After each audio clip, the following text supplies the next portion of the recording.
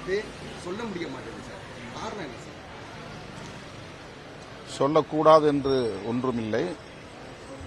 சொல்ல வேண்டிய நேரத்தில் சொல்லுவோம். அதற்கான சூழல், அகச்சூழல் புறச்சூழல் எல்லாம் கணிய வேண்டும். எங்களை பொறுத்தவரையில்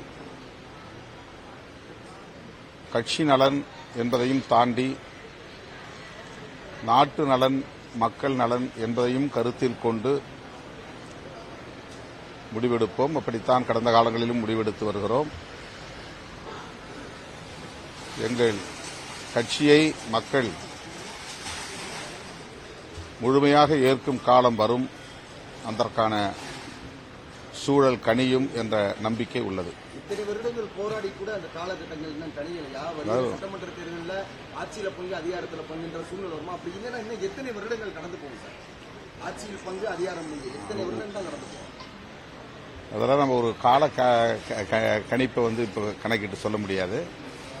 நம்முடைய நடவடிக்கைகளை பொறுத்து மக்கள் நம்மை அங்கீகரிப்பார்கள். இப்போது ஒரு மாநில கட்சியாக அங்கீகரித்திருக்கிறார்கள். ஒரு அதிகார வலிமையுள்ள கட்சியாகவும் மக்கள் அங்கீகரிப்பார்கள். விஜய் போன்றவரெல்லாம் சவால் நிறைந்த மனிதர்களாக உருவெடுத்து வராங்களா? சவால் நிறைந்த தலைவர்களாக வருவாங்களா? அரசியல் களத்தில் எல்லோரும் சவால்களை எதிர்கொண்டுதான் ஆக வேண்டும். அவருக்கும் இந்த சவால் தேர்தல் களத்தில் உண்டு. எப்படி எதிர்கொள்வார் என்பதை பொறுத்திருந்து பார்ப்போம்.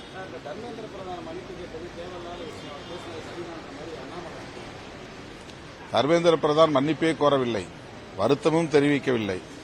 தான் சொன்ன வார்த்தையை திரும்ப பெற்றுக் கொள்கிறேன் என்றுதான் கூறியிருக்கிறார். அவர் சொன்னதற்கு உள்ளபடியே அவர் அதே மக்களவையில் வருத்தம் தெரிவித்திருக்க வேண்டும். தமிழ் தேசிய பேரினத்தை அன்சிவிலைஸ்டு பீப்புள் என்று, நாகரிகமற்றவர்கள் என்று அவர் சொன்னது அநாகரிகமானது. அவர்தான் அநாகரிகமாக நடந்து கொண்டார். அதை